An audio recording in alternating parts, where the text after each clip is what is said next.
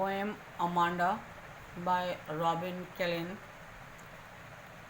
The poem is about a young girl who is constantly controlled by her parents. If you just think about your life, especially girls, the parents used to say, you are to do this, you are not to do this. You need not to go there, you need not to wear this. There are so many restrictions by the parents. So Amanda is also feeling the same when she was a small girl. The greatest wealth that a child wants to possess is his or her freedom. And the thing that he or she never likes is the constant snagging, unwanted instructions, and even overprotection of the parents. Amanda is the story of a young girl who is constantly controlled and instructed to do one thing or the other by her parents. Every child wants to enjoy the dreamy childhood. She doesn't want to cut this romantic and fascinating world of hers short. Any kind of instruction or interference curtails her freedom. She doesn't want to be denied chocolate and wants to sit and behave exactly as she wants. She would rather indulge in fantasies than clean her room or her shoes. She wants to postpone growing up.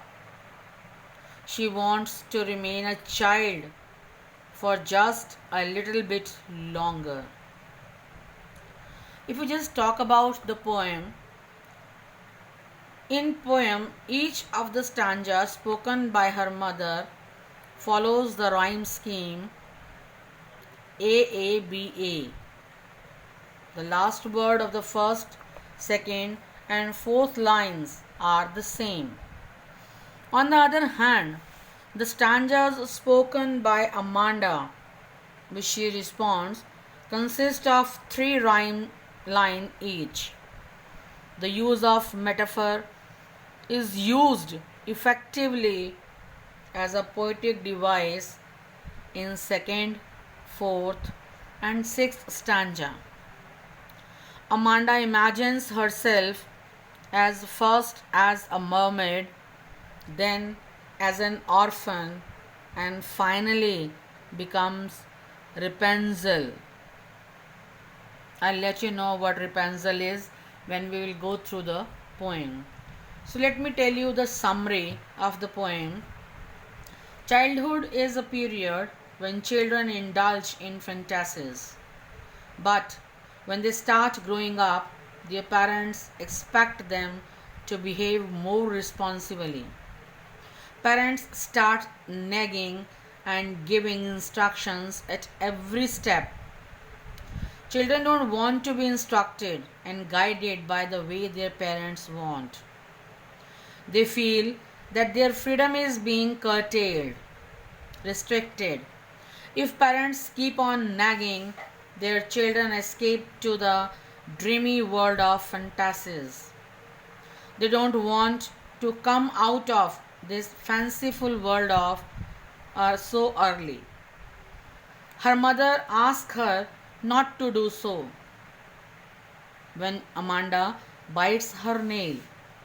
Nor does the mother want that she should hunch her shoulders down, stoop her shoulders down. She wants her to sit straight. Amanda seems to be drooping her body towards one side. Her mother wants her to adopt a right posture and sit up straight. So you can say these are the restrictions. Amanda doesn't bother all this, what her mother wants. She is lost in her world. She imagines as if She were in a quite immoral island. There is no one there except her. There she moves around freely and blissfully like a mermaid. Mother gives instructions. She asks if she has finished her homework. She asks if she has made her room tidy or not. Amanda has not cleaned her shoes yet. Her mother has already asked her to clean her shoes. Amanda doesn't want to be instructed at every step. She wants to lead her own kind of life.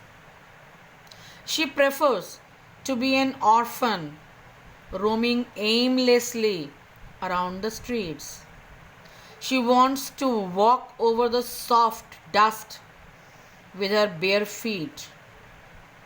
She wants her bare feet leave patterns or designs on the dust. She wants to lead a silent and peaceful life. She wants to preserve her freedom. It is the sweetest thing to her in life. Amanda's mother instructs her not to eat chocolates. She must remember that she has acne. Eating chocolates can create problems for her. Amanda does not bother what her mother is saying. Nor does she look at her mother when she is giving her instructions. The mother expects her to look towards her while she is speaking. Again, Amanda does not care a bit what her mother says. She is again lost in her dreamy world. She imagines herself as Rapunzel living in a lonely tower. In that tower, life is free from all cares. It is rare peace and tranquility that prevails there all the time. She is proud of her beautiful hair as Rapunzel was. She will certainly never let down her bright hair like her.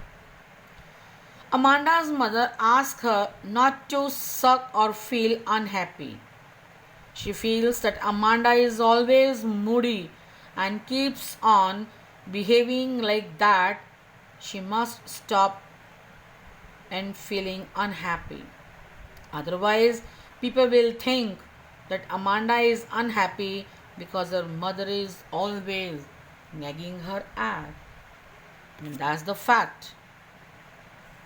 What she is doing, she's all the time nagging her, stopping her from doing this or that.